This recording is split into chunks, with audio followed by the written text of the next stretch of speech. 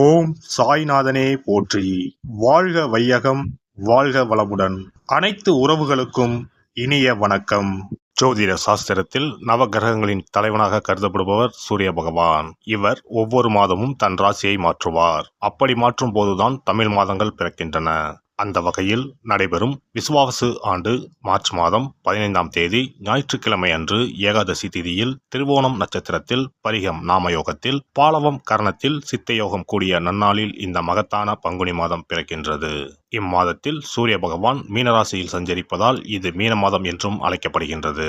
இம்மாத கிரகநிலைகள் என எடுத்துக்கொண்டால் மீனராசியில் சுக்கிரன், சூரியன், சனி பகவான் உள்ளனர். கும்பராசியில் செவ்வாய் பகவான், புதன் பகவான், ராகு பகவான் உள்ளனர். மிதுன ராசியில் குரு பகவானும், சிம்மத்தில் கேது பகவானும் உள்ளனர். இம்மாத கிரக பயிற்சி என எடுத்துக்கொண்டால் சுக்கிர பகவான் பங்குனி மாதம் 13ஆம் தேதி மேசராசிக்கு பயிற்சியாகின்றார். செவ்வாய் பகவான் இம்மாதம் 18ஆம் தேதி கும்பராசியில் இருந்து மீனராசிக்கு பயிற்சியாகின்றார். புதன் பகவான் இம்மாதம் 23ஆம் தேதி சனி வீடான கும்பத்தில் இருந்து குரு வீடான மீனத்திற்கு செல்கிறார். இந்த கிரகங்களின் பெயர்ச்சியால் இம்மாதம் உங்களுக்கு எவ்விதமான பலன்கள் கிடைக்கப் போகிறது, அது சாதகமாக அமையுமா இல்லை பாதகமாக அமையுமா என்பதனை பற்றி காண்போம். பிறக்கப் போகும் இம்மாதத்தில் ஒரு சில ராசிக்காரர்களின் சிக்கி சீரழிந்த வாழ்க்கை பயணம் மாறப்போகிறது. மனக்கசப்பில் வாழ்ந்து வந்த உங்களுக்கு இனி வசந்த காற்று வீசப்போகிறது.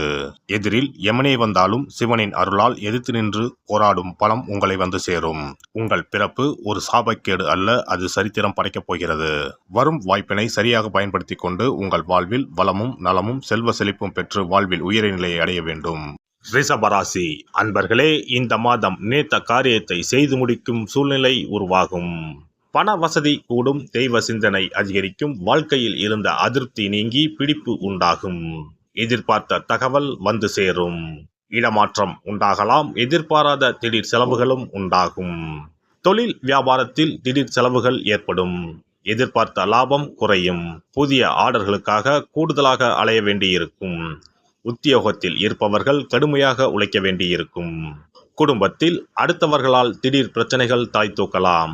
உங்களது கருத்துக்கு மாற்று கருத்து உண்டாகலாம். கணவன் மனைவிக்கு இடையே மனம் விட்டு பேசுவது நன்மை தரும். பிள்ளைகளிடம் கவனமாக பேசுவது நல்லது. பெண்களை பொறுத்தவரை மனதில் இருந்த சோர்வு நீங்கி உற்சாகம் உண்டாகும். எதிர்பார்த்த தகவல் சாதகமாக வந்து சேரும். பணவரத்து கூடும். மாணவர்களுக்கு கல்வியில் முன்னேற்றம் காண்பதில் ஆர்வம் உண்டாகும். மனதில் உற்சாகம் ஏற்படும். நட்சத்திர பலன்கள். கார்த்திகை நட்சத்திரம். இந்த மாதம் கடந்த காலத்தில் உங்களை விட்டு சென்றவர்கள் விரும்பி வந்து சேர்வார்கள். உறவு பலப்படும். தொலைபேசி தொடர்பு மூலமாக சிலர் புதிய தொழில் ஒப்பந்தங்களை ஏற்படுத்தி லாபம் தேடும் முயற்சியில் ஈடுபடலாம். குடும்பத்தில் மகிழ்ச்சிக்கு குறைவு இருக்காது. சுப நிகழ்ச்சிகள் இடம்பெறும். ரோஹிணி நட்சத்திரம். இந்த மாதம் சில அத்தியாவசிய தேவைகளுக்கு செலவு செய்ய பண பற்றாக்குறையை சந்திக்க நேரலாம். ஒரு பிரச்சனை முடிந்ததும் இன்னொரு பிரச்சனை உருவாகலாம். ஆனாலும் மகிழ்ச்சியாக இருப்பீர்கள். உங்கள் பிரச்சனைகள் எவ்வளவு இருந்தாலும் தோல்வியும் தோய்வும் இல்லாமல் சமாளித்து ஜெயிக்கலாம். மிருகசிரிசம் நட்சத்திரம். இந்த மாதம் எடுத்த காரியங்களில் உடனே வெற்றி ஏற்படும். சில காரியங்களில் தாமதமாக வெற்றி ஏற்படும். உங்கள் விடாமுயற்சிதான் உங்களுக்கு வெற்றியை தேடித்தரும். பழகும் நண்பர்களை எடை போட முடியாது, வெளுத்தது எல்லாம் பால் என்று நம்பும் உங்கள் பெருந்தன்மையை கொஞ்சம் ஒதுக்கி வைக்கவும். கனகதாரா சோஸ்திரம் பாராயணம் செய்து வர பண தட்டுப்பாடு நீங்கும். குடும்பத்தில் மகிழ்ச்சியான நிலை உண்டாகும். சிறப்பு தொகுப்பு. கண் திருஷ்டிகள் அகன்று தடைப்பட்டு கொண்டிருக்கும் காரியங்கள் நிறைவேற செய்ய வேண்டிய பரிகாரம் என்ன என்பதனை பற்றி காண்போம். வாழ்க்கையில் நல்ல நிலையில் இருந்தவர்கள் கூட திடீரென்று பொருளாதாரம் இழந்து மன கஷ்டங்களுடன் வாழும் நிலை ஏற்படும். இந்த நிலை எதனால் ஏற்பட்டது என்று ஆராய்ந்து பார்த்தால் பெரும்பாலும் அவர்களின் மீதான கண் திருஷ்டிதான் காரணமாக இருக்கும். கல்லடி பட்டாலும் கண்ணடி படக்கூடாது என்று சொல்வார்கள் அல்லவா, அது உண்மைதான். இது போன்ற பிறரின் பொறாமை கொண்ட கண் திருஷ்டியினால் பலரின் வாழ்க்கை சிரமத்திற்கு ஆளாக நேரிடும். இது போன்ற கண் திருஷ்டிகளிலிருந்து எப்படி தப்பிப்பது? இருக்கவே இருக்கிறது, எளிதாக கிடைக்கும் ஊமத்தஞ்செடி. தெய்வ சக்தி நிறைந்த செடியாக கருதப்படும் ஊமத்தஞ்செடியின் காய், பூ, இலைகள் என அனைத்தும் தீய சக்திகள் விரட்ட பரிகாரத்துக்கு பயன்படுகிறது. பொதுவாக ஊமத்தம் காய்க்கு கெடுதலை அகற்றக்கூடிய சக்தி உண்டு. நம் வீட்டில் உள்ள எதிர்மறை சக்தியை அகற்றுவதற்கு ஊமத்தங்காய் தீபம் சிறந்த பரிகாரமாகிறது. தெய்வீக மகத்துவம் நிறைந்த ஊமத்தங்காய் மற்றும் பூவையும் எடுத்துக்கொள்ளுங்கள். வீட்டுக்கு அருகில் இல்லை என்றால் நாட்டு மருந்து கடைகளில் கிடைக்கும். இந்த 2 பொருட்களையும் மஞ்சள் தண்ணீரை கொண்டு நன்றாக கழுவி விடுங்கள். சிறிது நேரம் அவற்றிலுள்ள ஈரம் போக ஆறவிட்டு பிறகு அவற்றை ஒரு மஞ்சள் துணியில் குலதெய்வத்தை வேண்டி ₹1 நாணயத்தோடு சேர்த்து முடிந்து வீட்டின் நிலைப்படியில் கட்டி தொங்க விடுங்கள். இந்த முடிச்சை வெள்ளிக்கிழமை அல்லது ஞாயிற்றுக்கிழமைகளில் தயார் செய்து வாசல் படியில் கட்டுவது சிறப்பு. தினமும் வீட்டில் தீபம் ஏற்றி காண்பிக்கும் போது இந்த முடிச்சுக்கும் காண்பிக்கவும். இதேபோல் ஊமத்தம் இலைகள் கிடைத்தால் அந்த இலைகளை சுத்தமான மஞ்சள் தண்ணீரில் கழுவிவிட்டு அவற்றை கொண்டு வீட்டில் இருக்கும் விநாயகருக்கு திங்கள் கிழமைகளில் தொடர்ந்து அர்ச்சனை செய்து வர வேண்டும். ஊமத்தம் பூவையும் விநாயகருக்கு சூட்டலாம். 3 வாரங்கள் தொடர்ந்து திங்கள் கிழமைகளில் விநாயகருக்கு ஊமத்தை இலையால் அர்ச்சனை செய்து ஊமத்தம் பூவை சூட்டி வழிபட்டால் வீட்டில் உள்ள கெட்ட சக்தி நடமாட்டம் மற்றும் கண் திருஷ்டிகள் தீரும். ஊமத்தம் செடியும் சிவபெருமானுக்கு உகந்த இலை ஆகும். இந்த ஊமத்தங்காய் வைத்து சிவபெருமானுக்கு தீபம் ஏற்றி வழிபடுவதன் மூலம் நமது பிரச்சனைகளில் இருந்து எளிதாக விடுபட முடியும். முதலில் 2 ஊமத்தங்காய்களை எடுத்துக்கொள்ள வேண்டும். அவற்றின் மீது முட்கள் இருப்பதால் மிகவும் கவனமாக கையாள வேண்டும். ஊமத்தங்காயின் காம்பு பகுதிகளை வெட்டி கொண்டு கத்தியை பயன்படுத்தி ஊமத்தங்காயின் உள்ளே இருக்கும் விதை பகுதியை முழுவதுமாக நீக்கிவிட வேண்டும்.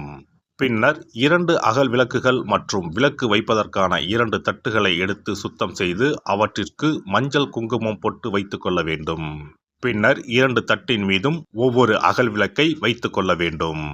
அதன் பிறகு எப்போதும் பூஜை செய்வதற்கு வைப்பது போன்ற வெத்தலைப்பாக்கு, பழம் போன்றவற்றை வைத்துவிட்டு 2 விளக்குகளையும் ஏற்றி சிவபெருமானை மனதார வேண்டிக் கொள்ள வேண்டும். எனக்கு இருக்கும் பிரச்சனைகள் அனைத்தும் தீர்ந்து இன்பமான வாழ்க்கை கிடைக்க வேண்டும் என வேண்டிக் கொள்ள வேண்டும். இந்த பூஜையை வெள்ளிக்கிழமை அன்று தொடங்கினால் தொடர்ந்து 9 வெள்ளிக்கிழமைகள் செய்ய வேண்டும்.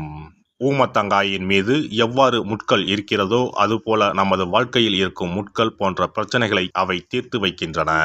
இந்த பூஜையை நாம் தொடர்ந்து செய்து வருவதால் நம் மீது இருக்கும் கண் திருஷ்டிகள் அகன்றுவிடும்.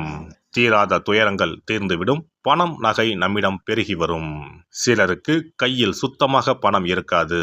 வறுமை தாண்டவமாடும். கடன் தொல்லையால் கஷ்டப்படுவார்கள். பண பிரச்சனையில் சிக்கி கொண்டிருப்பவர்கள் இந்த தீபத்தை ஏற்றினால் 3 வாரங்களில் நல்ல பலனை பெற முடியும். தொழிலில் நல்ல முன்னேற்றம் இருக்கும். கடன் பிரச்சனைகள் தீரும். உறவினர்களிடையே பகைமை இருந்தால் அவையும் மறைந்துவிடும்.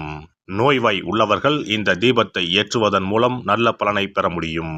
பொதுவாகவே எந்த பரிகாரம் என்றாலும் அதை முழு நம்பிக்கையுடன் செய்தால் மட்டுமே முழு பலன் கிடைக்கும் என்பதை நினைவில் கொள்ளுங்கள். எல்லாம் வல்ல இறையருளால் நீங்களும் உங்கள் அன்பு குடும்பமும் உடல் நலம், நீலாயுள், நிறை செல்வம், உயர் புகழ், மெய்ஞானம் ஓங்கி வாழ்க வளமுடன்.